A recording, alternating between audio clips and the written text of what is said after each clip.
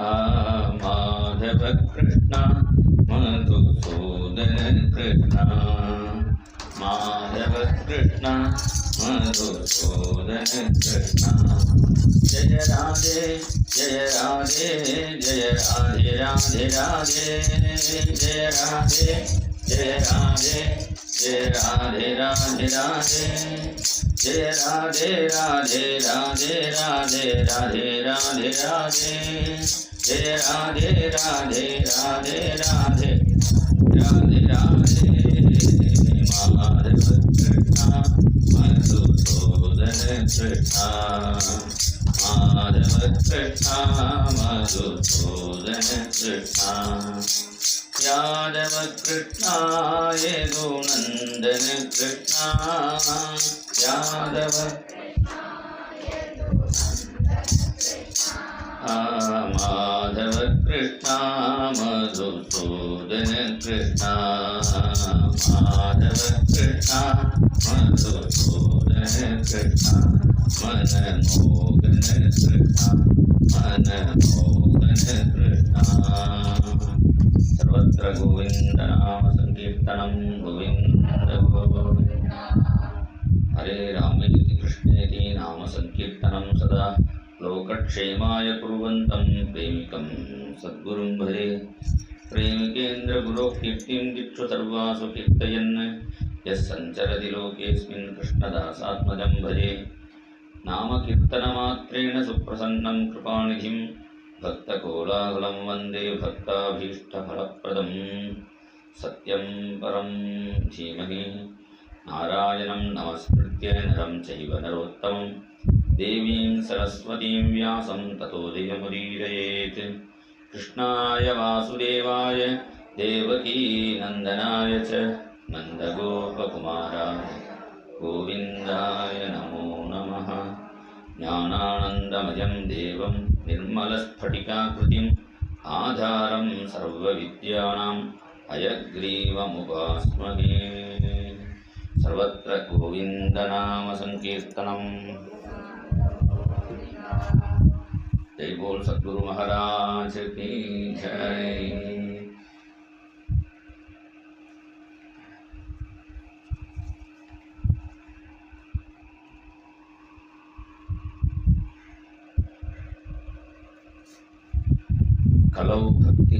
कलौ भक्तिः भक्त्या कृष्णः पुरस्थितः നാലുയുഗം എല്ലാവർക്കും അറിയാമല്ലോ. കൃതം, ത്രേത, ദ്വാപരയുഗം, കലിയുഗം.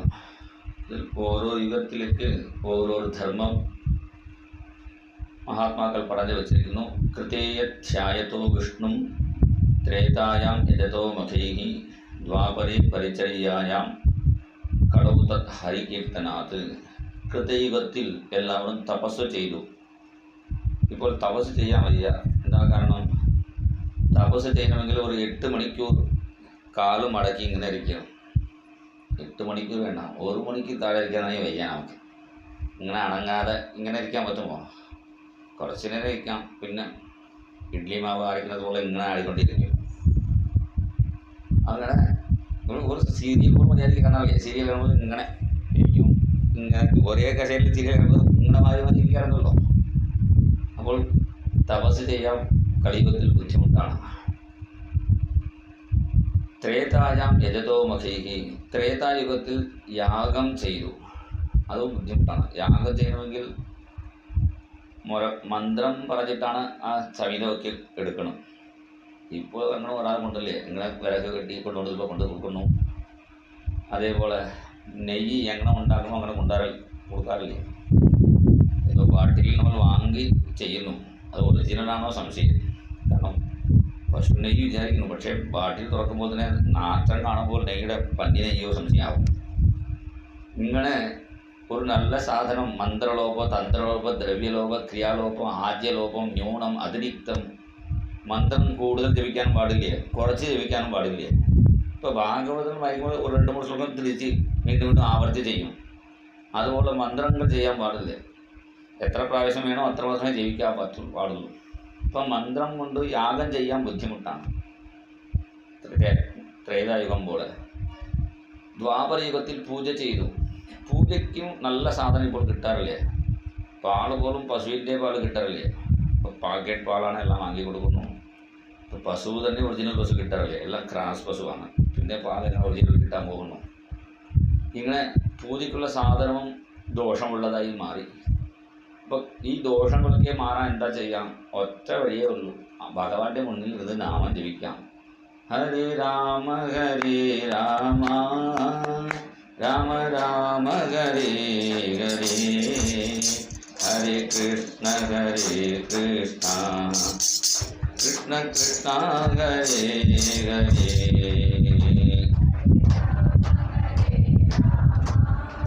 സൗണ്ട് കേൾക്കുന്നല്ലോ ഉറക്കെ. ഹരേ ഹരേ കൃഷ്ണ കൃഷ്ണ കൃഷ്ണ ഹരേ ഹരേ, ഹരേ രാമ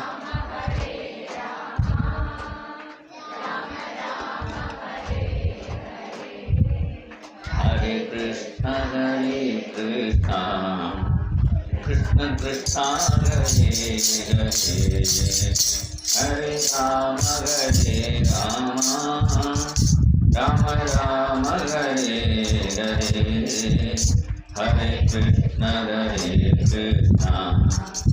കൃഷ്ണ കൃഷ്ണ ഹരേ ഹരേ. ഇപ്പോൾ കലിയുഗത്തിൽ തപസ്സും ചെയ്യാൻ വയ്യ, യാഗം ചെയ്യാൻ വയ്യ. അതിരാത്രത്തോ യാഗമൊക്കെ ഞാൻ നോട്ടീസ് കണ്ടു.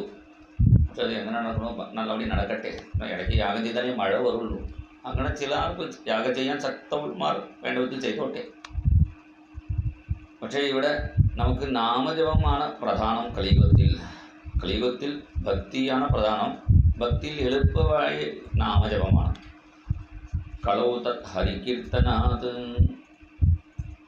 കാരണം മന്ത്രലോപ തന്ത്രലോപ ഒരു ലോപമില്ല. ഇപ്പം നാമം തെറ്റായി ജപിച്ചാലും കുഴപ്പമില്ല. തിരുപ്പതിയിൽ ഒരു ക്ഷേത്രമുണ്ട്, ആന്ധ്രാപ്രദേശിൽ. അവിടെ ഒരു ഭക്തൻ തൊഴുന്ന സമയത്തിൽ ഗോവിന്ദ ഗോവിന്ദ അങ്ങനെ അവിടെ തൊഴുതു പറയണം. അവിടെ ഒരു ഭക്തൻ ഗോഹിന്ദ ഗോഹിന്ദ. ഉത്തരഭാരതത്തിൽ നിന്ന് ഒരു ഹിന്ദിക്കാരൻ, അദ്ദേഹം എന്താണ് എല്ലാവരും ജപിക്കുന്നത് ശ്രദ്ധിച്ച് കേട്ടിട്ടില്ലേ? എല്ലാവരും പറയുന്നത് കേട്ടു, ഗോഹിന്ദ ഗോഹിന്ദ ഗോഹിന്ദ. ജപിച്ചത് കണ്ടപ്പോൾ ഒരു മഹാത്മാ അടുത്തുണ്ടായിരുന്നു.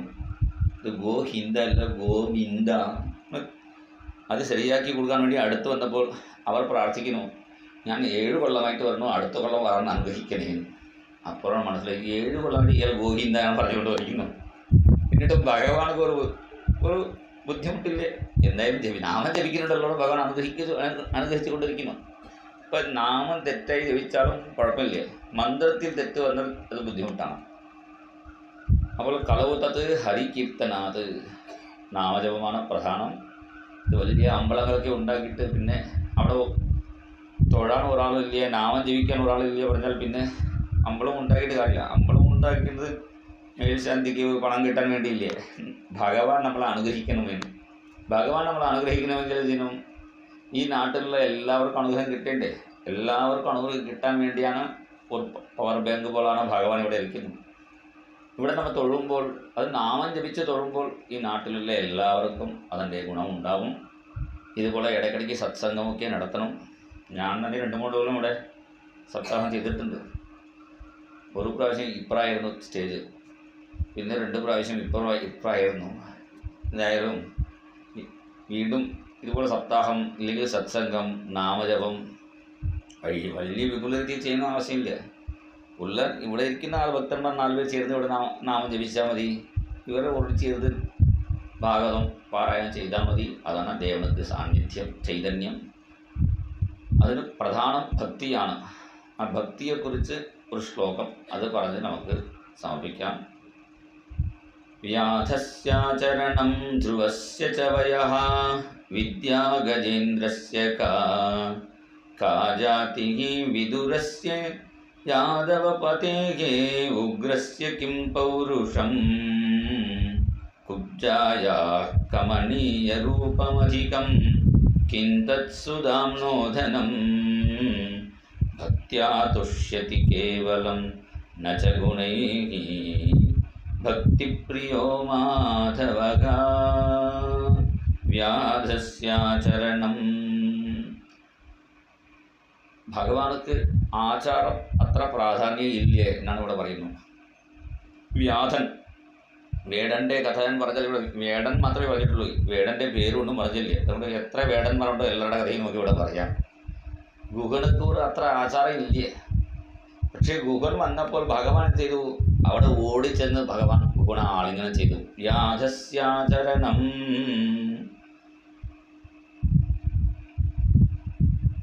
ശ്രീശൈലം ഒരു സ്ഥലമുണ്ടല്ലോ, കാളഹസ്തി, തിരുപ്പതി അടുത്തുള്ള ക്ഷേത്രമാണ് കാളഹസ്തി. അവിടെ മലയുടെ കുന്നിൻ്റെ മുകളിൽ ഒരു ശിവൻ്റെ ക്ഷേത്രമുണ്ട്. അവിടെ ഒരു വ്യാധൻ, ഒരു കാട്ടാളൻ ഉണ്ടായിരുന്നു. അവൻ്റെ പേരാണ് തിന്നപ്പൻ എന്നാണ് പേര്. എപ്പോഴും തിന്നുകൊണ്ടിരിക്കുന്ന ആളാണ്. നമ്മൾ അങ്ങനെ എപ്പോഴും ഭക്ഷണം കഴിക്കുന്ന ആളാണ്, അതുകൊണ്ട് തിന്നപ്പൻ എന്നാണ് പേര്. അങ്ങനെ ഒരു ദിവസം വേട്ടയ്ക്ക് വേണ്ടി അവിടെ മലയിൽ എത്തിയപ്പോൾ അവിടെ ഒരു ശിവലിംഗം കണ്ടു. അപ്പോൾ അടുത്തുള്ള സുഹൃത്തിനോട് ചോദിച്ചു, ഇത് ആരാണെന്ന്. ഇത് നമ്മുടെ ദേവനാണ്, കുടുമിത്തേവൻ. അവർക്ക് ശിവൻ്റെ ജഡമുള്ള ആളല്ലേ, കുടുമി ഉള്ളത് കുടുമിത്തേവൻ. അവൻ പറഞ്ഞു നമ്മുടെ ദേവനാണ്. അപ്പോൾ ഈ കാട്ടാളൻ ചോദിച്ചു, നമ്മുടെ ദേവൻ ഇങ്ങനെ വെയിൽ കൊണ്ട് മഴ കൊണ്ട് ജനിക്കുന്നുണ്ടല്ലോ, ഇവിടെ നമ്മുടെ ദേവനക്ക് ഒരു കൂര വേണ്ടേ, ഇവിടെ അതിനൊരാൾ നമ്മുടെ ദേവനക്ക് ഭക്ഷണം കൊടുക്കേണ്ടേ. അപ്പോൾ പറഞ്ഞു, ഇവിടെ ഒരു മേൽശാന്തി ഏർപ്പാടാക്കിയിട്ടുണ്ട്, അദ്ദേഹം എല്ലാ ദിവസവും ഇവിടുന്ന് പൂജ ചെയ്യും. പറയുമ്പോൾ തന്നെ ഞാൻ മേൽശാന്തി അവിടെ പൂജ ചെയ്യുന്ന ആചാര്യൻ വന്നു. എന്താ ചെയ്യുന്നത് നോക്കിയിരുന്നു ഈ തിന്നപ്പൻ. ആദ്യം ഒരു ഗിണ്ടിൽ വെള്ളം കൊണ്ട് ഭഗവാനക്ക് അഭിഷേകം ചെയ്തു. ആദ്യം നിർമാല്യമൊക്കെ എടുത്ത് പിന്നെ അഭിഷേകം ചെയ്തു. പിന്നെ വീണ്ടും നേദ്യം സമർപ്പിച്ചു, പൂക്കളൊക്കെ ഇട്ടു. ഇത് നോക്കി വേടൻ തിന്നപ്പൻ, ഇതല്ലേ പൂജ, ഇദ്ദേഹം ഒരു പ്രാവശ്യം മാത്രമേ ഭക്ഷണം കൊടുക്കുന്നുണ്ടല്ലോ, നമ്മൾ 3 വേല കഴിക്കുന്നുണ്ടല്ലോ, ഭഗവാൻ 3 വേല പകൽ, അതേപോലെ പ്രാതകാലത്തിൽ അർദ്ധജാമം. പഞ്ചകാല പൂജയാണ് വേണ്ടത്. പഞ്ചകാല അല്ലെങ്കിൽ ത്രികാല പൂജയെങ്കിലും വേണം, അതുപോലെങ്കിലും ഏകകാല പൂജയെങ്കിലും വേണ്ടേ. ഇവിടെ നമ്മൾ 3 വേല കഴിക്കുമ്പോൾ ദേവനക്ക് ഒരു പ്രാവശ്യം ഭക്ഷണം കൊടുത്താൽ പോരാ. ഞാനും ഭഗവാനക്ക് നേദിക്കണം പൂജിക്കണം തീരുമാനിച്ചു. എന്ത് ചെയ്തു, ഈ തിന്നപ്പൻ കാട്ടിൽ നിന്നും കുറച്ച് പൂക്കൾ സ്വയം പറിച്ച് കൊണ്ടുവന്നു. വെള്ളം കൊണ്ടുവരാൻ ഗിണ്ടിയില്ലേ ഈ തിന്നപ്പൻ്റെ കയ്യിൽ, കാരണം വെള്ളം താഴെയല്ലേ, താഴെ നദിയിൽ നിന്നും മലയിൽ മുകളിലേക്ക് കൊണ്ടുവരണം. അപ്പോൾ എന്ത് ചെയ്തു, താഴെ നിന്നും വെള്ളം എടുക്കാൻ പാത്രമില്ലേ, അപ്പോൾ കുറച്ച് വായിൽ വെള്ളം എടുത്തു, കുറച്ച് പൂക്കളെടുത്ത് സ്വന്തം ശിരസിൽ തേഹി വെച്ചു. പിന്നെ അവിടെ ആദ്യം നിർമാല്യം കളയണ്ടേ, അതിനെ നമ്പൂതിരി ഒരു ദർഭ കൊണ്ട് കൂർച്ചം കൊണ്ട് അത് നിർമാല്യം ശരിയാക്കി. ഇവൻ്റെ കയ്യിൽ നിർമാല്യം എടുക്കാനുള്ള ദർഭ കൂർച്ചമൊന്നും ഇല്ല. അപ്പോൾ എന്ത് ചെയ്തു, മാർഗാവർത്തിത പാതുക പശുപതേഹേ അംഗസ്യ കൂർച്ചായതേ ഗണ്ഡൂഷാംബു നിഷേചനം പുരരിപോഹോ ദിവ്യാഭിഷേകായതേ കിഞ്ചിത് ഭക്ഷിത മാംസശേഷകബലം നവ്യോപകാരായതേ ഭക്തി കിം ന കരോത്യഹോ വനചരോ ഭക്താവതംസായതേ. ഈ തിന്നപ്പൻ്റെ കഥ കണ്ണപ്പനായനാർ എന്നാണ് പേര്. 64 ശിവഭക്തന്മാരിൽ ഒരു പ്രധാന ഭക്തനാണ്. ഈ കഥ ശിവാനന്ദ ലഹരിയിൽ ആദി ശങ്കരാചാര്യൻ വർണ്ണിക്കുന്നു. മാർഗാവർത്തിത പാതുക പശുപതേഹേ അംഗസ്യ കൂർച്ചായതേ. ഈ തിന്നപ്പൻ ഇത് ചെയ്തു, തൻ്റെ ചെരുപ്പ് എടുത്ത് ശിവലിംഗത്തിലുള്ള നിർമാല്യമൊക്കെ ഇടത്ത് കൈ കൊണ്ട് മാറ്റി തള്ളി. പിന്നെ അഭിഷേകം ചെയ്യണ്ടേ, കിണ്ടിയിൽ വെള്ളമില്ലേ, വായിൽ വെള്ളം കൊണ്ടുവന്നിട്ടുണ്ട്, അതെടുത്ത് അഭിഷേകം. ഭഗവാന്റെ ഷവർ ബാത്ത് വായ കൊണ്ട് അഭിഷേകം ചെയ്യുമ്പോൾ ഗണ്ഡൂഷാംബു നിഷേചനം പുരരിപോഹോ ദിവ്യാഭിഷേകായതേ. നമ്പൂതിരി നമോ ഭഗവതേ രുദ്രായ നമശിവായൻ നാം അവിടെ മന്ത്രം ചൊല്ലി ജപിക്കുന്നതൊക്കെ ദിവ്യാഭിഷേകമായിരുന്നു ഭഗവാനക്ക്. ഈ വായിൽ കൊണ്ടുവന്ന എച്ചിൽ വെള്ളം. പിന്നെ നേദിക്കാൻ അവിടെ മാണോ മയിലോ എന്തോ മൃഗത്തെ വേട്ടയാടി അതിൻ്റെ മാംസം കൊണ്ടുവന്നു. അത് ഇടയ്ക്ക് വിശന്നപ്പോൾ ഇത് സ്വയം പകുതി കഴിച്ചു. നന്നായിട്ടൊന്ന് നോക്കിയിട്ട് പിന്നെ ഭഗവാന്റെ മുന്നിൽ വെച്ച് കിഞ്ചിത് ഭക്ഷിത മാംസശേഷ കവലം നവ്യോപഹാരായതേ. അത് നേദിച്ചു. ഇതൊക്കെ ചെയ്തു. ഇറങ്ങി പുറപ്പെട്ടു. അടുത്ത ദിവസം രാവിലെ ഈ നമ്പൂതിരി വന്ന് നോക്കുമ്പോൾ മാംസവും ഇതൊക്കെ കണ്ടപ്പോൾ അദ്ദേഹത്തിന് സങ്കടമായി. വീണ്ടും പുണ്യാഹമൊക്കെ കഴിച്ചു. അതൊക്കെ മാറ്റി അദ്ദേഹത്തിൻ്റെ ഒരു പൂജ, അദ്ദേഹത്തിൻ്റെ പൂജ കഴിഞ്ഞാൽ പിന്നെ തിന്നപ്പൻ്റെ പൂജ. ഇങ്ങനെ ഒരു ആഴ്ചയായപ്പോൾ നമ്പൂതിരി ഭഗവാനോട് പറഞ്ഞു, ഭഗവാനെ, ഞാൻ വൃത്തിയായിട്ട് പൂജ ചെയ്യുമ്പോൾ ഇടയ്ക്കിടെ ആരോ മാംസം കൊണ്ട് ഇടുന്നു അമ്പലത്തിൽ. ഭഗവാനെ, എൻ്റെ അപരാധം ഇത് ക്ഷമിക്കണേ, ഇത് ആരാണെന്ന് പറഞ്ഞു തരണേ എന്ന് പ്രാർത്ഥിച്ചപ്പോൾ ആ നമ്പൂതിരിയുടെ സ്വപ്നത്തിൽ ഭഗവാൻ പറഞ്ഞു, നാളെ നീ പൂജ ചെയ്ത ശേഷം വേറെ ആൾ പൂജ ചെയ്യും, അത് എങ്ങനെ പൂജ ചെയ്യുന്നു നോക്കി പഠിച്ചോളൂ. ഭഗവാന്റെ ഒരു ലീല. ഭഗവാൻ എന്താ ചെയ്യേണ്ടത്? ഈ തിന്നപ്പൻ്റെ സ്വപ്നത്തിൽ പോയി മേൽശാന്തി എങ്ങനെയാണോ അതുപോലെ പൂജ ചെയ്യൂ പറയാതെ മേൽശാന്തിയോട് പറയുന്നു, ഇയാൾ എങ്ങനെ പൂജ ചെയ്യുന്നു അതുപോലെ പഠിച്ചോളൂ. അപ്പോൾ മേൽശാന്തി ഒരു മരത്തിൻ്റെ ഇടയിൽ നിന്ന് ഒളിച്ചിരുന്ന് നോക്കുന്നു. ആദ്യം ഇദ്ദേഹം അതേപോലെ നിർമ്മലയൊക്കെ മാറ്റി തൻ്റെ പാതുക കൊണ്ട് വായിലിരുന്ന വെള്ളം കൊണ്ട് അഭിഷേകം ചെയ്തു. പിന്നെ കൊണ്ടുവന്ന മാംസം നേദിച്ചു. ഇപ്പം മാംസം പറഞ്ഞാൽ മാംസം അതല്ലേ, അത് എന്താ നേദിച്ചു നോക്കില്ല, അതിൻ്റെ ഭാവമാണ് ഇവിടെ പറയുന്നു. പിന്നെ നോക്കുമ്പോൾ ഭഗവാൻ ഒരു ലീല ചെയ്തു. ആ ശിവലിംഗത്തിൽ 2 കണ്ണ് പോലെ വെള്ളിയിൽ വച്ചിട്ടുണ്ട്. അതിൽ ഒരു ഭാഗത്തിൽ നിന്നും രക്തം വരാൻ തുടങ്ങി.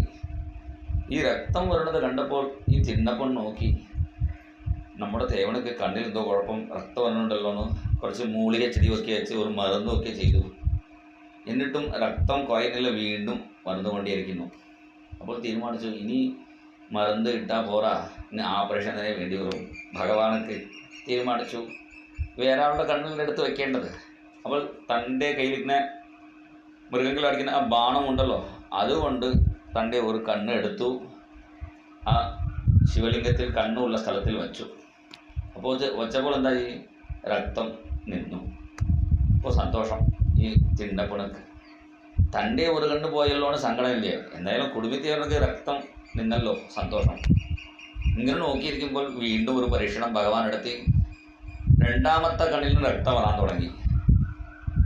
അപ്പോൾ തിണ്ടപ്പണക്ക് സങ്കടമില്ലേ, കുഴപ്പമില്ലേ, രക്തം നിർത്താനുള്ള വഴി മനസ്സിലാക്കി. പിന്നെ എൻ്റെ കണ്ണെടുത്ത് വെച്ചാൽ കൃത്യം അവിടെ വയ്ക്കേണ്ടേ, എൻ്റെ കണ്ണും 2ാമത്തെ കണ്ണ് എടുത്താൽ കൃത്യസമയത്ത് വയ്ക്കേണ്ടേ. അപ്പോൾ തൻ്റെ പാതുകയോടുള്ള കാലെടുത്ത് എവിടെയാണ് അടയാളം വയ്ക്കാൻ വേണ്ടി തൻ്റെ ഇടത്തെ കാലെടുത്ത് ആ ശിവലിംഗത്തിൽ കണ്ണിൻ്റെ അടുത്ത് വെച്ചു. തൻ്റെ 2ാമത്തെ വളർത്തേ കണ്ണും കൂടെ എടുക്കാൻ പുറപ്പെട്ടപ്പോഴാണ് ഭഗവാൻ പ്രത്യക്ഷപ്പെട്ടു. കണ്ണപ്പ വിളിച്ചു. ഇവൻ ചിന്നപ്പനായിരുന്നു. ഇപ്പോൾ ഭഗവാനക്ക് കണ്ണ് അർപ്പിച്ചത് കൊണ്ട് ഇപ്പോൾ എന്തായി? കണ്ണപ്പനായി മാറി. അതാണ് ഭഗവാനോട് നമ്മൾ പ്രാർത്ഥിക്കും, ഭഗവാനെ എനിക്ക് നല്ല കണ്ണ് കാഴ്ച തരണേ, ഭഗവാനെ ഭഗവാനോട് കണ്ണ് തരണേ നമ്മൾ അങ്ങോട്ട് ചോദിക്കാറുണ്ട്. ഇവിടെ ഈ തിണ്ണപ്പൻ എന്ത് ചെയ്തു? ഭഗവാനക്ക് കണ്ണ് അർപ്പണം ചെയ്തു. കണ്ണ് അർപ്പണം ചെയ്തുകൊണ്ടാണ് കണ്ണപ്പനായനാർ ഒരു മഹാത്മാവ് മാറി. ഇവിടെ പറയുന്നു ആദിശങ്കരാചാര്യൻ, ഭക്തി കിൻ നകവത്യഹോ വനചരോ. ഒരു കാട്ടാളനായ ഒരു വനചരൻ ശ്രേഷ്ഠ ഭക്തനായി മാറി. അപ്പോഴാണ് ആ മേൽശാന്തി അത്ഭുതപ്പെട്ടു. ഭഗവാനൊക്കെ രക്തം വന്നത് കണ്ടപ്പോൾ തന്നെ പെട്ടെന്ന് കണ്ണെടുത്ത് സമർപ്പിച്ചല്ലേ, ഇത്രയും ഭക്തി എനിക്കായിട്ടില്ലല്ലോ മനസ്സിലാക്കി. വനചരോ ഭക്താവതം സായത്തെ. പ്രാധാന്യം ആചാരത്തെക്കാൾ അതുപോലെ ഭാവം ഭക്തി വേണം. അതുകൊണ്ട് ആചാരം വേണ്ട വിചാരിക്കണം. അപ്പോൾ അതുകൊണ്ട് നമുക്ക് അങ്ങനെ തോന്നാൻ തുടങ്ങി വിചാരിക്കേണ്ട. അതിൻ്റെ ഭക്തി ഭാവമാണ് നമ്മൾ എടുക്കേണ്ടത്. വ്യാധസ്യാചരണം. പിന്നെ ഭഗവാനെ സന്തോഷിപ്പിക്കാൻ വലിയ ആൾക്കാർ പറയണമെന്ന് ആവശ്യമില്ല. ഒരു ചെറിയ കുട്ടി വന്നാൽ മതി. ചെറിയ കുട്ടികളോടാണ് ഭഗവാനക്ക് കൂടുതൽ ഇഷ്ടം. ധ്രുവൻ്റെ വയസ്സ് എത്രയായിരുന്നു? ഈ കുട്ടിയുടെ വയസ്സ് 5 വയസ്സല്ലേ? എത്രയാണ് വയസ്സ്? 5 വയസ്സാണ്. 8 കുഴപ്പമില്ല. എന്നേക്കാൾ ചെറിയ കുട്ടിയാണ് ധ്രുവൻ. ധ്രുവൻ 5 വയസ്സേ ആയിട്ടുള്ളൂ. 5 വയസ്സുള്ള ധ്രുവൻ ചെന്നപ്പോൾ ഭഗവാൻ ഓടിയെത്തിയില്ലേ. 5 വയസ്സുള്ള പ്രഹ്ലാദൻ വിളിച്ചപ്പോൾ ഭഗവാൻ വന്നല്ലോ. തൂണിൽ ഭഗവാൻ ഉണ്ടെന്ന് പ്രഹ്ലാദൻ പറഞ്ഞപ്പോൾ പ്രഹ്ലാദൻ്റെ വയസ്സ് 5 പോലും ആയിട്ടില്ല. 5 വയസ്സേ ആയിട്ടുള്ളൂ. നമ്മളൊക്കെ ഒരു ഫങ്ഷൻ നമ്മുടെ വീട്ടിൽ കല്യാണം നടത്തുമ്പോൾ നമുക്ക് സമയമില്ല വിചാരിച്ച് കുട്ടികളോട് പറഞ്ഞു വിടാറുണ്ട്, കല്യാണത്തിൻ്റെ സമയമായി ആ മുത്തശ്ശനെ വിളിച്ചു കൊണ്ടുവരുന്നു. ഗ്രാമത്തിലൊക്കെ പറയാറുണ്ട്. അപ്പോൾ പേരക്കുട്ടി പോയി വിളിച്ചാൽ അപ്പോൾ ആ മുത്തശ്ശൻ പറയും, ഈ രണ്ട് ഷിഡ് ചെറിയ കുട്ടികൾ വിളിച്ചാൽ ഞാൻ വരുമോ? വലിയ ആളെന്ന് വിളിക്കണ്ടേ? ഞാൻ വരണില്ല, ഞാൻ വൈകിക്കും വീട്ടിൽ, പിന്നെ വിളിച്ചാലേ വരുള്ളൂ. അങ്ങനെ ഇല്ലാതെ ചെറിയ കുട്ടി വിളിച്ചപ്പോൾ തന്നെ ഓടിയെത്തി ഭഗവാൻ. ധ്രുവസ്യ ച വയഃ. പിന്നെ ഭഗവാനെ സന്തോഷിപ്പിക്കാൻ വലിയ വിദ്യാഭ്യാസമൊന്നും ആവശ്യമില്ല. വിദ്യാ ഗജേന്ദ്രസ്യ കാ. ആന ഏത് സ്കൂളിലാണ് പഠിച്ചു? ഈ ഗജേന്ദ്രൻ. ആണ സ്കൂളിൽ നമ്മൾ കണ്ടിട്ടുണ്ടോ? ആണ സ്കൂളൊക്കെ ഒരു 10 ആണയെ ഇരുത്തി ഒരു ആണ ടീച്ചർ ബോർഡിൽ A B എന്ന് പറഞ്ഞു കൊടുക്കാറില്ലേ? പറഞ്ഞു കൊടുത്താൽ അത് ചിലപ്പോൾ എഴുതും, ചൊല്ലാൻ പറ്റുമോ സംശയം. പക്ഷേ ഈ ആണ വിളിച്ചപ്പോൾ ഭഗവാൻ ഓടിയെത്തി. നാരായണ അഖില ഗുരോ ഭഗവൻ നമസ്തേ. ആണ പറഞ്ഞതായി ശ്ലോകമൊക്കെ ഭാഗവത്തിലുണ്ട്. പക്ഷേ ആണയ്ക്കൊന്നും ശ്ലോകമൊന്നും ചൊല്ലാൻ പറ്റില്ലേ. അപ്പോൾ അതിന് കാരണം പറയുന്നത് പ്രാഗ്ജന്മണി അനുശിക്ഷിതം. പൂർവ്വജന്മത്തിൽ പഠിച്ച ശ്ലോകമാണ് ഇപ്പോൾ മനസ്സുകൊണ്ട് ചിന്തിക്കുന്നു. അതാണ് ഇവിടെ പറയുന്നു. ഇങ്ങനെ ആണ വിളിച്ചപ്പോൾ ഭഗവാൻ ഓടിയെത്തില്ലേ. തമിഴ്നാട്ടിൽ ഒരു വലിയ വൈദ്യനുണ്ടായിരുന്നു. ആയുർവേദ വൈദ്യനാണ്. അദ്ദേഹം വാതരോഗത്തിന് മരുന്ന് കൊടുക്കുന്ന ആളാണ്. വാതരോഗത്തിന് സ്പെഷ്യലിസ്റ്റാണ്. പക്ഷേ അദ്ദേഹത്തിന് എന്തായി, അദ്ദേഹത്തിന് ഇടയ്ക്ക് വാദം വന്നു. കൈ ഇങ്ങനെ പാരാലിസിസ് അറ്റാക്ക് പറയാറുണ്ടല്ലോ, കൈയുടെ മുടക്കം വന്നു, കൊണ്ട് അണങ്ങാൻ പറ്റാതായി. അദ്ദേഹത്തിന് കണ്ണിന് വരുന്നുണ്ട്. എന്താ കാരണം? അടുത്തുണ്ട് മരുന്ന്, അതെടുത്ത് വായിലിട്ടാൽ ശരിയാവും. മരുന്ന് അടുത്തുണ്ട്, അതെടുത്ത് കഴിക്കാൻ പറ്റില്ലേ. ഇങ്ങനെ നോക്കിയാൽ കരഞ്ഞുകൊണ്ടിരിക്കുന്നു. ശബ്ദമൊന്നും പുറപ്പെടാൻ പറ്റില്ലേ, ശബ്ദവും ഒന്നും ഇല്ലേ, ഭാര്യയെ വിളിക്കാനും പറ്റില്ലേ, ഒന്നും ചെയ്യാൻ ഇങ്ങനെ വിഷമിച്ചിരിക്കുമ്പോഴാണ് കോവിൽ നിന്നും അടുത്ത് അമ്പലം ഉണ്ടായിരുന്നു. അമ്പലത്തിൽ ആണമുണ്ടായിരുന്നു. അവിടെ ആണപ്പാപ്പാൻ അവിടെ ഓടി വന്നു, ഒരു പൊതി കൊടുത്തു. ഭാര്യയുടെ വിളിച്ച്, നിൻ്റെ ഭർത്താവ് ആണപ്പാപ്പനെ വിളിച്ചുകൊണ്ടിരിക്കുന്നു, ആണപ്പാപ്പൻ ഞാൻ തന്നെയാണ്, ഈ മരുന്ന് നിൻ്റെ ഭർത്താവിനെ കൊടുത്തോളൂ. പിന്നെയാണ് ഭർത്താവിടെ മുറിയിൽ വന്നപ്പോൾ വൈദ്യനാണ്, പക്ഷേ ഇങ്ങനെ കിടക്കുന്നു. ആ പൊതി കഴിച്ച് കാണിച്ചപ്പോൾ അതിന് സന്തോഷം. വൈദ്യന് എന്താ, ഏതാണ് മരുന്ന് കൊടുക്കേണ്ടതോ അതാണ് അത് പൊതിയിൽ വെച്ചിട്ടുണ്ട്. അത് വായിൽ ഇട്ട് കൊടുത്തപ്പോൾ ഈ വാദം ഒക്കെ കുറഞ്ഞു, ശരിയായി. അപ്പോൾ ചോദിച്ചു വൈദ്യൻ, ഈ മരുന്നിനെടുത്ത് കൊടുത്തത്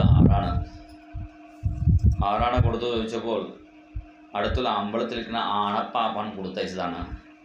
എന്ത് പറഞ്ഞു കൊടുത്തത്? നിൻ്റെ ഭർത്താവ് ആണപ്പാപ്പനെ വിളിച്ചുകൊണ്ടിരിക്കുന്നു, അതാണ് ഞാൻ കൊടുത്തു. അപ്പോൾ മനസ്സിലായി, ആണപ്പാപ്പൻ അവിടെ അടുത്തുണ്ട്. ചോദിച്ചു, നീ പൊതി കൊടുത്തുവോ? ഇല്ലേ പറഞ്ഞു. അമ്പലത്തിലിരിക്കുന്ന ആളാണ് കൊടുത്തു. നേരിട്ട് ചോദിച്ചപ്പോൾ ഇല്ലേ പറഞ്ഞു. അപ്പോൾ മനസ്സിലായി, ഈ മരുന്ന് കൊടുത്തത് ആണപ്പാപ്പൻ ആരാണ്? സാക്ഷാത് ഭഗവാൻ തന്നെയാണ്. പിന്നെ അദ്ദേഹം ഗുളികയുടെ പേര് എഴുതാറില്ല, ആണപ്പാപ്പൻ മരുന്ന് എന്നൊക്കെ എല്ലാ പാട്ടിലും. ആണയെ രക്ഷിച്ച ഓടിയെത്തി രക്ഷിച്ചല്ലേ ഗുരുവായൂരപ്പൻ. ഇപ്പോഴും ആണപ്പാപ്പനം തന്നെ. ഗുരുവായൂരിൽ ഒരു 50 ആണയെ ഭഗവാൻ മേച്ചിട്ടുണ്ടാക്കുന്നു, മാട് മേച്ചതുപോലെ ആണ മേച്ചിട്ടുണ്ടാക്കുന്നു.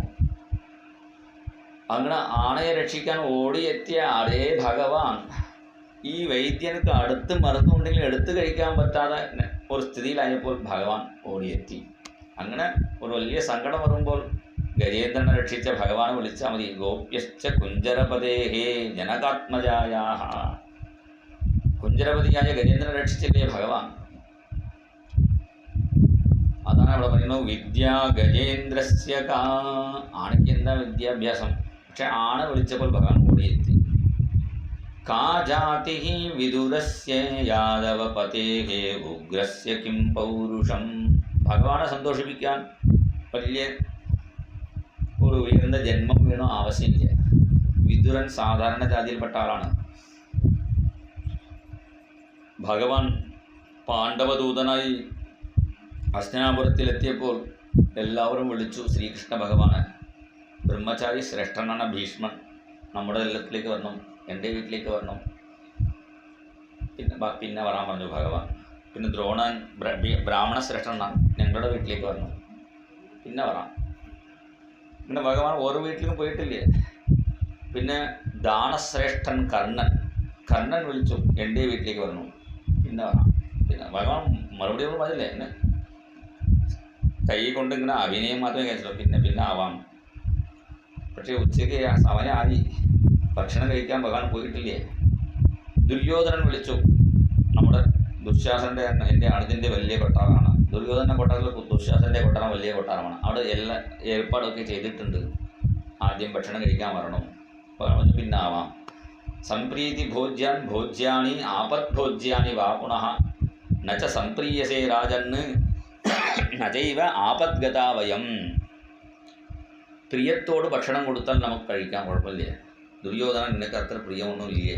സംപ്രീതി ഭോജ്യാൻ ഭോജ്യാനി, എനിക്ക് ജീവിതം പോകുന്ന രീതിയിൽ ആപത്തുണ്ടെങ്കിൽ ശത്രു വീട്ടിൽ പോയി ഭക്ഷണം കഴിക്കാം. എനിക്ക് അത്രയും ആപത്തൊന്നും ആയിട്ടില്ലേ. നിനക്കും അത്ര പ്രീതിയില്ലേ, എനിക്കും ആപത്തില്ല, പിന്നെ വരാൻ പറഞ്ഞ് ഭഗവാൻ പുറപ്പെട്ടു ചെന്നു.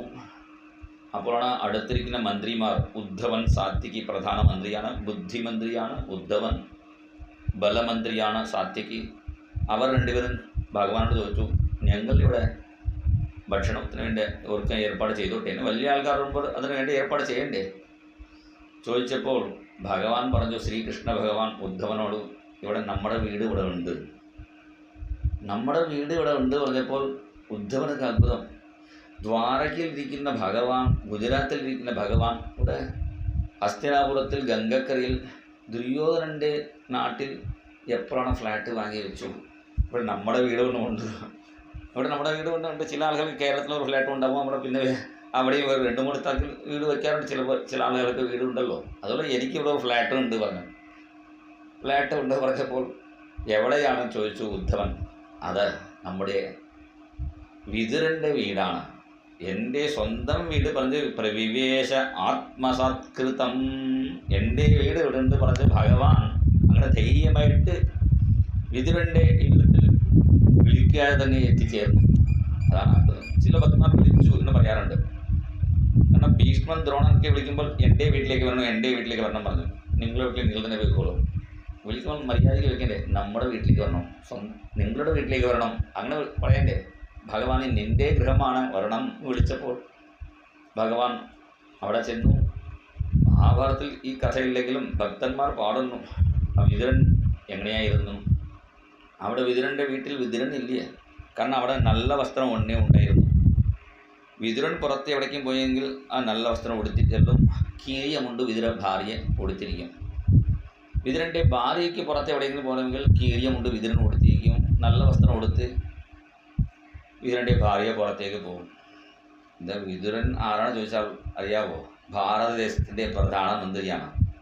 ഇപ്പോൾ ഇവർക്ക് സാധാരണ മന്ത്രിമാരെ എത്ര മുണ്ടൊക്കെ വീട്ടിൽ വെച്ചിട്ടുണ്ട്. ഭാരതദേശത്തിൻ്റെ ഏക പ്രധാനമന്ത്രിയായിരിക്കാൻ വിതുരൻ അത്ര സാധാരണ രീതിയിൽ ജീവിതം നടത്തുന്നു.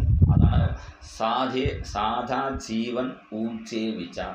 ജീവിതം സാധാരണമായിരിക്കണം, വിചാരങ്ങൾ നല്ല ഉയർന്ന വിചാരമായിരിക്കണം.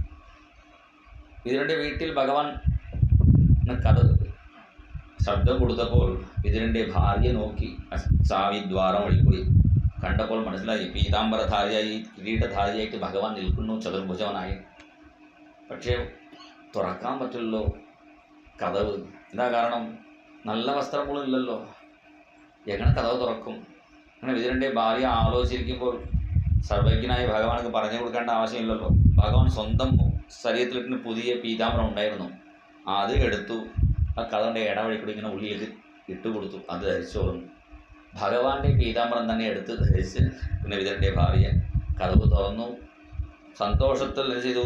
അവിടെ ഒരു മുക്കാളി ഉണ്ടായിരുന്നു, സ്റ്റൂൾ. അത് നേരിട്ട് ഇടാൻ പോലും മറന്നു, അതിങ്ങനെ കമിഴ്ത്തിയിട്ടു. കമിഴ്ത്തിയിട്ടപ്പോൾ എന്ത് ചെയ്തു? ഭഗവാൻ ഓർമ്മ അതിൻ്റെ ഇടയിൽ ഇങ്ങനെ അഡ്ജസ്റ്റ് ചെയ്തിരുന്നു. പിന്നെ ഒരു വാഴപ്പഴം കുറച്ച് ചീപ്പ് ഉണ്ടായിരുന്നു, അതിൽ നിന്ന് വേഗം ഒരു വാഴപ്പഴം എടുത്തു. ഇങ്ങനെ തോട് എടുത്തു, പഴം ഭഗവാന്റെ കയ്യിൽ കൊടുക്കേണ്ടതാണ്. സംഭ്രമത്തിൽ എന്ത് ചെയ്യാൻ മറന്നു, പഴം ഇങ്ങനെ കളഞ്ഞു, തോലെടുത്ത് പോകും. അപ്പോൾ ഭഗവാൻ തോലെടുത്ത് ഇങ്ങനെ പതുക്കെ കഴിച്ചുകൊണ്ടിരിക്കുന്നു. ആ സമയത്താണ് വിതുരൻ പുറത്തിൻ്റെ ഒരു തുളസിമാല ഭഗവാനക്ക് മേടിക്കാൻ പോയതാണ്. തുളസിമാല മേടിച്ചിങ്ങനെ വരുന്ന സമയത്ത് വീട്ടിൻ്റെ വാതിൽ 2-3 പഴം വാതിലിൽ കിടക്കണം. ആരാണ് പഴം കളഞ്ഞിട്ട് തോട് കഴിക്കുന്ന ആളാണെന്ന് നോക്കുമ്പോഴാണ് സ്വന്തം ഭാര്യ ഭഗവാൻ കൊടുക്കുന്നു. ഭഗവാൻ എടുത്ത് കഴിക്കുന്നു. ഭാഗ്യവതി സാ വിദുരപത്നി പ്രക്ഷേപ്യ ഫലം പരിപക്വം ഹിതോ പ്രേമ വിമുക്ത ചർമ്മ പ്രദദോ ഭാഗ്യവതി സാ വിദുരപത്നി. ഗുരുനാഥൻ പാടുന്നു, ഭാഗ്യവതി സാ വിദുരപത്നി. ആ വിദുരപത്നി മഹാഭാഗ്യവതി. പ്രക്ഷിപ്യ ഫലം പരിപക്വം. ആ പഴം കളഞ്ഞു, പഴത്തോട് കൊടുത്തു. പക്ഷേ ഭഗവാൻ ഭക്തിയോട് കൊടുത്തപ്പോൾ അത് കഴിച്ചു ഭഗവാൻ. അപ്പോൾ വിതുരൻ ചോദിച്ചു, കൃഷ്ണ ഇങ്ങനെ തോട് കഴിക്കാമോ? അപ്പോൾ ഭഗവാൻ പറഞ്ഞു, എൻ്റെ ചെറുപ്പത്തെ എൻ്റെ അമ്മ എനിക്ക് പഴം കൊടുക്കും, പശുക്കുട്ടിക്ക് ഞാൻ തോട് കൊടുക്കും, അതിങ്ങനെ കടിച്ച് കഴിക്കുന്നത് കണ്ടിട്ടുണ്ട്. അപ്പോൾ ഈ തോടിൽ എന്താ സ്വാദ് നോക്കണം വിചാരിച്ചിരുന്നു. ഇതുവരെ അതിൻ്റെ ഒരു സമയം കിട്ടിയിട്ടില്ല. ഇന്നാണ് ഈ തോടിൽ പോലും അത്രയും സ്വാദുണ്ട് മനസ്സിലാക്കി. ഭഗവാൻ തോട് കഴിച്ചിട്ടില്ലേ? വിതുരപത്നിയുടെ ആ പ്രേമയാണ് ഭഗവാൻ സ്വീകരിച്ചു. എന്താ കൊടുക്കുന്നു അത് മുഖ്യമില്ലേ, എങ്ങനെ കൊടുക്കുന്നു. ഭഗവാൻ ഭക്തിയാണ് നോക്കുന്നു. അങ്ങനെ കാ ജാതി വിദുരസ്യ. പിന്നെ വിതുരൻ കുറച്ച് കഞ്ഞി, അവരുടെ വീട്ടിൽ അത്ര വലിയ വിഭവ സദ്യ ഒന്നും ഉണ്ടായിട്ടില്ലേ. ദുര്യോധനൻ്റെ ഇല്ലത്തിൽ ചെന്നാൽ നല്ല വലിയ സദ്യ ഏർപ്പാടുണ്ടായിട്ടുണ്ട്, പാൽപ്പായസമൊക്കെ ഏർപ്പാട് ചെയ്തിട്ടുണ്ട്.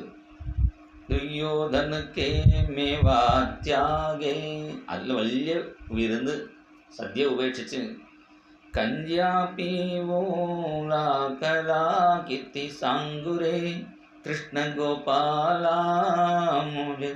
പ്രേമവാടത്തോമള. ദുര്യോധനൻ്റെ വീട്ടിൽ ആ സദ്യ ഉപേക്ഷിച്ച് വിതുരൻ്റെ വീട്ടിൽ ആ കഞ്ഞി ഇട്ടപ്പോൾ, കഞ്ഞി വിളമ്പി കൊടുത്തപ്പോൾ ആ കഞ്ഞി ഓടാൻ തുടങ്ങി. അപ്പോൾ ഭഗവാൻ ചെയ്തു, ഓടുന്ന വെള്ളത്തിലേക്ക് ആ ഇല കൊണ്ട് പൊക്കി. അവിടെ പൊക്കിയപ്പോൾ ഇപ്പുറം ഓടാൻ തുടങ്ങി. അപ്പോൾ ഇപ്പുറം ഇങ്ങനെ ഭഗവാൻ ഉയർത്തി പിടിച്ചു. പിന്നെ ഇടയിൽ ഇങ്ങനെ ഓടാൻ തുടങ്ങി. പിന്നെ ഭഗവാനക്ക് 4 കൈ വേണ്ടി വന്നു എന്നാണ് ഭക്തന്മാർ പറയുന്നു. ഈ രാവണ സംഹാരം പോലും 2 കൈ കൊണ്ട് ചെയ്തു. അതേപോലെ കംസനെ നിഗ്രഹിക്കാൻ പോലും 2 കൈ വേണ്ടി വന്നു, മതിയായിരുന്നു. പക്ഷേ വിതുരൻ്റെ വീട്ടിൽ കഞ്ഞി കുടിക്കാൻ 2 കൈ പോരാ, 4 കൈ വേണ്ടി വന്നു. അപ്പറയും ഉണ്ണ പിടിച്ചു, ഉയർത്തി പിടിച്ചു. ഇന്ന് ഭഗവാൻ ആ കഞ്ഞി കഴിച്ചു. സഹസ്രശീഷ്ണ ചരണോപധാനം എന്ന് ഭഗവാന്റെ തലയണയെ പോലെ, കാലിലെ തലയണ പോലെ വിതുരനിരുന്നു. വിതുരൻ്റെ മടിത്തട്ടിൽ കാല് വെച്ച് ഭഗവാൻ ഉറങ്ങിയിരുന്നു. അത്രയും വിതുരർക്ക് ആഗ്രഹം ചെയ്യാൻ കാരണം വിതുരൻ്റെ ഭക്തിയാണ്. അവൻ്റെ ജാതി നോക്കിയിട്ടില്ലേ. കാ ജാതി വിദുരസ്യ യാദവപതേ ഉഗ്രസ്യ കിം പൗരുഷം. ഉഗ്രസേനൻ ഒരു രാജാവ്, കംസൻ്റെ അച്ഛനാണ്. പേര് തന്നെ ഉഗ്രസേനൻ. നമ്മളെ ഉഗ്രസേന പറഞ്ഞാൽ ഒരു മീശ പോലെ ഉഗ്രമായിട്ടില്ലേ, നടക്കാൻ പോലും വയ്യാത്ത ആളാണ്. ഒരു വാക്കിംഗ് സ്റ്റിക്ക് അല്ലെങ്കിൽ ഒരു വീൽ ചെയറിൽ കൊണ്ടുവരേണ്ട ആളാണ്. സിംഹാസനം രാജാധിരാജ രാജമാർത്താണ്ഡ രാജഗംഭീര ഉഗ്രസേന മഹാരാജ് പറഞ്ഞ രാജ ഇങ്ങനെ നടന്നു വരണ്ടേ. കസേര എവിടെയാണ്, സിംഹാസനം എവിടെയാണെങ്കിൽ തപ്പി കിടന്നു. അങ്ങനെയുള്ള ഈ ഉഗ്രസേനയ്ക്ക് എന്താ ഗുണം? ഉഗ്രസ്യ കിം പൗരുഷം, ഒരു പൗരുഷവും ഇല്ലേ. പക്ഷേ ഉഗ്രസേനാക്കി ഭഗവാൻ. എന്താ കാരണം? ഒരു ഉഗ്രൻ ഇല്ലാത്ത ആളാണ്. ഇപ്പോൾ ഉഗ്രൻ ആരാണ് ചോദിച്ചാൽ ശ്രീകൃഷ്ണനാണ് ഉഗ്രൻ. കാരണം നരസിംഹത്തിൻ്റെ അവതാരമല്ലേ കൃഷ്ണൻ. ഉഗ്രം വീരം മഹാവിഷ്ണു പറയുന്നുണ്ടല്ലോ. ആ ഉഗ്രനായ ഭഗവാൻ തന്നെ സേന പോലെ അടുത്തിരുന്ന് രക്ഷിച്ചത് കൊണ്ട് ഉഗ്രസേനൻ പേര് സഫലമായി. ശരിക്കും ഉഗ്രസേനൻ്റെ മകനില്ലേ കംസൻ. ഹരിവംശ പുരാണത്തിൽ പറയുന്നു, ഉഗ്രസേനൻ്റെ ഭാര്യ എവിടെയോ തോട്ടത്തിൽ ചെന്നപ്പോൾ ഒരു രാക്ഷസൻ അവിടെ ഉണ്ടായിരുന്നു. വന്നു ആ അസുരനാണ്. ഉഗ്രസേനൻ്റെ വേഷം മാറി അവിടെ വന്നു. അങ്ങനെ ജനിച്ച ആളാണ്. ഒറിജിനൽ ഉഗ്രസേനക്ക് ജനിച്ച ആളില്ലേ, ഒരു അസുരൻ്റെ ബന്ധമായിട്ട് വന്ന് ജനിച്ച ആളാണ് കംസൻ. അതുകൊണ്ടാണ് കംസൻ ഇത്രയും ക്രൂരനാവാൻ കാരണം. ശരിക്കും ഉഗ്രസേനയുടെ മകനാണെങ്കിൽ അച്ഛനെ പോലെ അല്ല, ഇല്ലെങ്കിൽ അമ്മയെ പോലെ ഒരു സാത്വിക ഗുണം വേണ്ടേ. അത് ഒന്നും ഇല്ലാതായതുകൊണ്ട് മനസ്സിലായി ഇവൻ വേറെ അസുരൻ്റെ അംശമായി ജനിച്ച ആളാണെന്ന് പറയുന്നു. അപ്പോൾ ഉഗ്രസേനക്ക് ഭഗവാൻ അടുത്തിരുന്ന് രക്ഷിച്ചു. കാരണം അവൻ്റെ ഭക്തിയാണ്. ഉഗ്രസ്യ കിം പൗരുഷം. പിന്നെ ഭഗവാനെ സന്തോഷിപ്പിക്കാൻ നല്ല വേഷം കെട്ടേണ്ട ആവശ്യമില്ല. കുബ്ജായ കമനീയ രൂപമധികം. ഈ കുബ്ജയ്ക്ക് കൂണിക്ക് എന്താണ് രൂപം ഉണ്ടായിരുന്നു? പക്ഷേ കൂണിയെ കണ്ടാൽ തന്നെ എല്ലാവർക്കും വെള്ളം കുടിച്ചിട്ടേ പോകുള്ളൂ. കാരണം ഈ മുഖം അത്ര നല്ല മുഖമില്ല.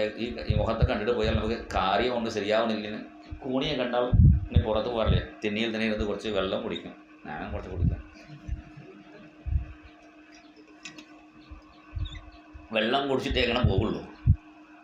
അങ്ങനെ നമ്മൾ പുറപ്പെടുന്ന സമയത്ത് നല്ല ശകുനം ആയില്ലെങ്കിൽ എന്ത് ചെയ്യും? വീട്ടിലിരിക്കും, കുറച്ച് വെള്ളം കുടിച്ചിട്ടേ പോകുള്ളൂ. അങ്ങനെ ഇരുന്ന കൂണിയെ ഭഗവാൻ തൊട്ടപ്പോൾ എന്തായി? താവത് ജഗത് സുന്ദരി, ജഗത് സുന്ദരിയാക്കി ഭഗവാൻ. മിസ് യൂണിവേഴ്സ് അങ്ങനെ അതുപോലെ ആയി ഈ ഭഗവാന്റെ സ്പർശം കൊണ്ട് ഈ കൂണി. അപ്പോൾ ഭഗവാനെ സന്തോഷിപ്പിക്കാൻ അത്രയും രൂപം ആവശ്യമില്ല. ഭഗവാൻ രാമനോട് എല്ലാവർക്കും പ്രിയമുണ്ടായിരുന്നു. ഈ രാമായണത്തിലിരിക്കുന്ന കൂടി മാത്രം രാമനെ കാട്ടിലേക്ക് അയക്കാൻ എന്താ കാരണം? ഒരു ദിവസം രാമൻ എന്ത് ചെയ്തു? ഒരു മണ്ണിൻ്റെ ഉണ്ട കട്ടിയെടുത്ത് ഈ കൂണിയുടെ പുറകിൽ ഇങ്ങനെ അടിച്ചു. അത് അടിക്കാൻ എന്താ കാരണം എന്ന് ചോദിച്ചു ദശരഥനൊക്കെ. എല്ലാവർക്കും രാമനോട് പ്രേമം ഉണ്ടായപ്പോൾ ഈ കൂണിക്ക് മാത്രം പ്രേമം ഇല്ലാത്ത കാരണം അന്ന് ഈ കുട്ടിയായിരിക്കുമ്പോൾ എന്നെ അടിച്ചു ഈ രാമൻ. അടിക്കാൻ എന്താ കാരണം? കൗസല്യ ചോദിച്ചപ്പോൾ ഭഗവാൻ പറഞ്ഞു, ഞാൻ ഇരുമ്പ് പട്ടറയിൽ ചെന്നു, അത് വളഞ്ഞിരിക്കുന്ന ഇരുമ്പിനെ നേരാക്കാൻ ഇങ്ങനെ അടിച്ചടിച്ച് ഇങ്ങനെ നേരാക്കുന്നത് കണ്ടു. അപ്പോൾ ഈ കൂണി ഇങ്ങനെ പോകുന്നുണ്ടല്ലോ, ഒന്ന് അടിച്ച് ഇങ്ങനെ നിമിത്താൻ വിചാരിച്ചിട്ടാണ് അന്ന് ചെറുതായി അടിച്ചു. അത് തെറ്റിദ്ധരിച്ചു കൂടി. അത് ഭഗവാൻ എന്ത് ചെയ്യും? പക്ഷേ അന്ന് ഒന്ന് രണ്ടടി കൂടി കിട്ടിയപ്പോൾ കുറച്ചുകൂടി നേരായമായിരുന്നു. അതിന് ഭാഗ്യമില്ല ആ കൂണിക്ക്. എന്തായാലും കുബ്ജായ കമനീയ രാമായണത്തിലൊരു കൂണി, ഇവിടെ ഭാഗവതത്തിലൊരു കൂണി. ഭാഗവതത്തിലിരിക്കുന്ന കൂണിക്ക് നല്ല ഭക്തി ഉണ്ടായിരുന്നു. ആ കൂണിക്ക് അത്ര ഭക്തിയില്ല. എന്നാലും രാമൻ്റെ അവതാര കാര്യത്തിന് ഒരു ഉപകാരം ചെയ്തു. കാരണം ഒരു അപ്സര സ്ത്രീയാണ് കൂണി വേഷത്തിൽ വന്നു എന്ന് പുരാണങ്ങളിൽ പറയുന്നു. ഈ കൂണിയുടെ രൂപം നോക്കാതെ ആ ഭക്തി നോക്കി ഭഗവാൻ അവരുടെ ചന്ദനം സ്വീകരിച്ചു. കുബ്ജായ കമനീയ രൂപമധികം കിന്തത് സുധാംനോധനം. സുധാമാവന് എന്താ ധനം ഉണ്ടായിരുന്നു? ഒരു ധനമില്ല. അത് അവൽക്കിഴി മാത്രമേ കൊണ്ടുവന്നിട്ടുള്ളൂ.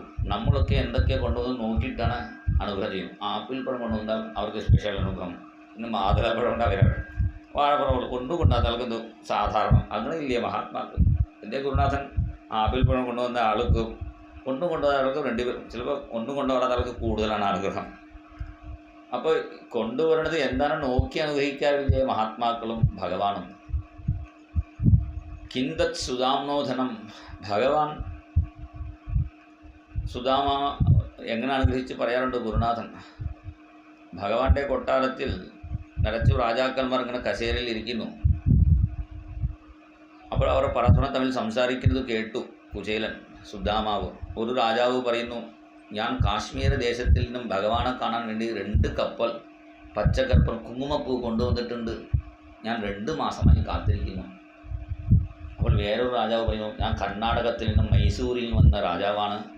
ശ്രീകൃഷ്ണ ഭഗവാനെ കാണാൻ വേണ്ടി 4 കപ്പൽ ചന്ദനം മുട്ടി കൊണ്ടുവന്നിട്ടുണ്ട്. ഞാൻ 4 മാസം കാത്തിരിക്കുന്നു.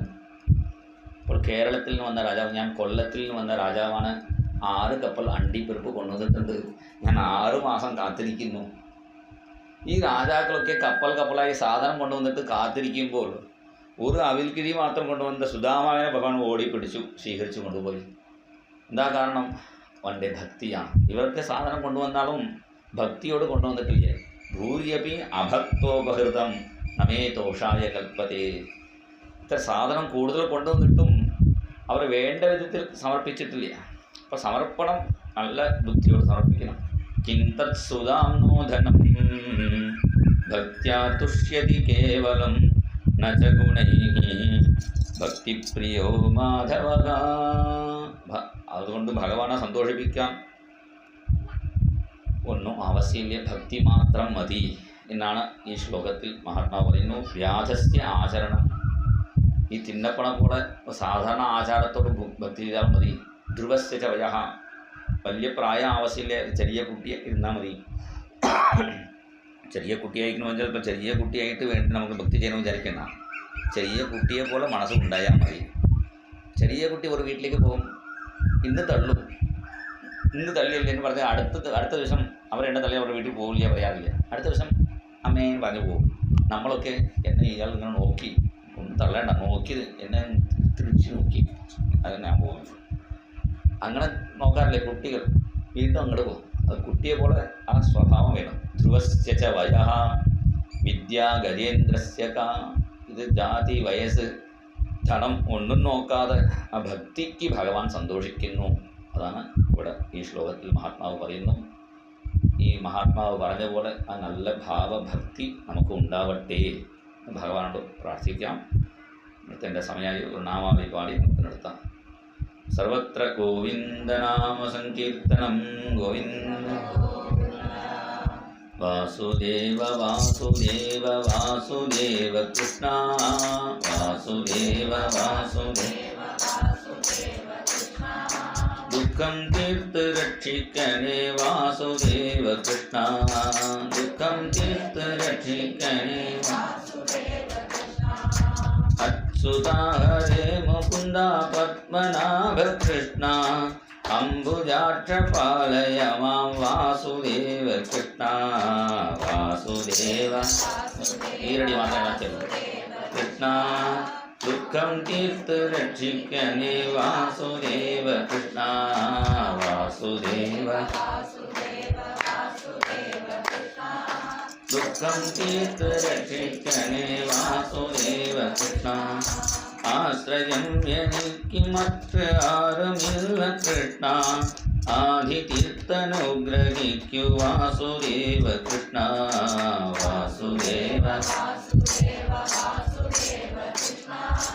ദുഃഖം തീർത്ത് രക്ഷിക്കണേ വാസുദേവ കൃഷ്ണ ഇമ്പമോടെ നീ തുണയ്ക്കു വാസുദേവ കൃഷ്ണ മുൻപിൽ വീണു കുമ്പിടുന്നേൻ വാസുദേവ കൃഷ്ണ വാസുദേവ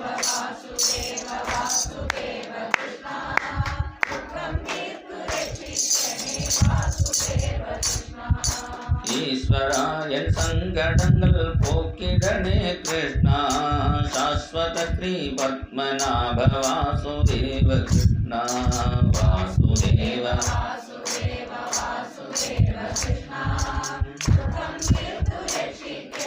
വാസുദേവ കൃഷ്ണ പുത്രവർഗനിക്ക് മറ്റ് ആരുമില്ല കൃഷ്ണ മുത്തും നീയേ മുരാരേ വാസുദേവ കൃഷ്ണ വാസുദേവ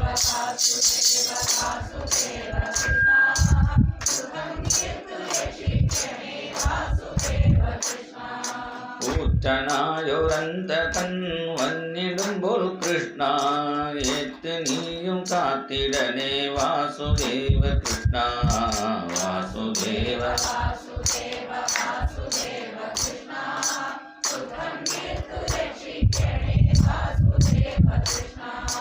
ഏഴ് രണ്ട് ലോകങ്ങൾക്കും നാഥനായ കൃഷ്ണ ആഴിവർണ ഗോപിനാഥ വാസുദേവ കൃഷ്ണ വാസുദേവ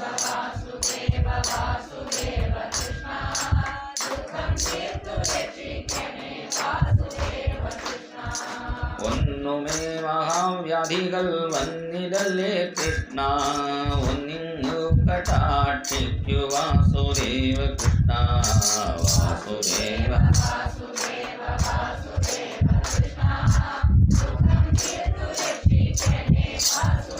കൃഷ്ണ വാസുദേവ വാസുദേവ വാസുദേവ കൃഷ്ണ ദുഃഖം തീർത്ത് രക്ഷിക്കണേ വാസുദേവ കൃഷ്ണ ശ്രീ വാസുദേവ കൃഷ്ണ ശ്രീ വാസുദേവ കൃഷ്ണ. കൃഷ്ണനെ രക്ഷയുള്ളൂ. കാരണം ഈ ചൂട് കാണുമ്പോൾ നീലമേഘ ശ്യാമളനായി ഭഗവാൻ വന്നാലേ ഒരു തണുപ്പ് കിട്ടുള്ളൂ. നമ്മൾ വിചാരിക്കുന്ന ചൂട് വളരെ ചൂടാണ് പറഞ്ഞ് AC ഇടുന്നു. AC എല്ലാവരും ഉള്ളത് കൊണ്ടാണ് ചൂടാവുന്നു. കാരണം ഒരു വീട്ടിൽ ഒരു AC ഇട്ടാൽ എത്ര ചൂടാണ് AC-ൻ്റെ പുറത്ത് നിന്നാൽ നമുക്ക് മനസ്സിലാവും. ആ അടുത്തിരിക്കുന്ന മരത്തോട് ചോദിച്ചാൽ മതിയാവും എത്ര ചൂട് കാത്താണ് AC-ൻ്റെ പുറത്തേക്ക് വന്നു. അപ്പോൾ വീട്ടിൽ മിനിമം ഒരു AC ഉള്ളവർ ഒരു 2 മരമൊന്നും നട്ട് പിടിപ്പിക്കണം. അപ്പോൾ ഈ ചൂട് കുറയുള്ളൂ. ഇല്ലെങ്കിൽ പിന്നെ അടുത്ത തലമുറ ജീവിക്കാൻ പറ്റാതാവും ഭൂമി. അപ്പോൾ എല്ലാവരും വീട്ടിൽ പുതിയ മരങ്ങൾ, പഴയ മരങ്ങൾ ഇങ്ങോട്ടെ കുഴപ്പമില്ല, പുതിയ ചെറിയ വീട് 2 മരം വച്ച് നട്ട് പിടിപ്പിച്ചാൽ വീണ്ടും ഈ കുളിർമ വരും. അങ്ങനെ എല്ലാ വീട്ടിൽ മരം വച്ച് നട്ട് താമരക്കുളങ്ങളും ഉണ്ടാക്കിയാൽ നന്നായി. അപ്പോഴേ നമുക്ക് ഇത് കിട്ടുള്ളൂ. അങ്ങനെ ഭഗവാൻ നീലമേഘശ്യാമളനായ ഭഗവാൻ നമ്മുടെ ഉള്ളിലേക്കും പുറത്തേക്കും തണുപ്പ് തരട്ടെ എന്ന് പ്രാർത്ഥിച്ചുകൊണ്ട് നമുക്കിപ്പോൾ സമർപ്പിക്കാം. സ്വസ്തി പ്രജാഭ്യ പരിപാലയന്താം ന്യായേന മാർഗേണ മഹീം മഹീഷാഃ ഗോബ്രാഹ്മണേഭ്യഃ ശുഭമസ്തു നിത്യം ലോകാഃ സമസ്താഃ സുഖിനോ ഭവന്തു. കാലേ വർഷതു പർജന്യഃ പൃഥിവീ സസ്യശാലിനി ദേശോऽयं ക്ഷോഭരഹിതः സജ്ജനാः സന്തു നിർഭയാः അപുത്രാः പുത്രിണः സന്തു പുത്രിണः സന്തു പൗത്രിണः അധനാः സധനാः സന്തു ജീവन्तു ശരദാം ശതം. കായേന വാചാ മനസേന്ദ്രിയൈർവാ ബുദ്ധ്യാത്മനാ വാ പ്രകൃതേ സ്വഭാവാത് യദ്യത് സകലം പരസ്മൈ നാരായണായേതി സമർപ്പയാമി. അന്യഥാ ശരണം നാസ്തി ത്വമേവ ശരണം തസ്മാത് കാരുണ്യഭാവേന രക്ഷ രക്ഷ മഹാപ്രഭോ. കൃഷ്ണായ വാസുദേവായ ഹരയേ പരമാത്മനെ പ്രണതക്ലേശനാശായ ഗോവിന്ദായ നമോ നമഃ. സർവത്ര ഗോവിന്ദനാമ സങ്കീർത്തനം ഗോവിന്ദ. ജയ ബോൾ സദ്ഗുരു മഹാരാജ് കി ജയ. രാധേശ്യാം.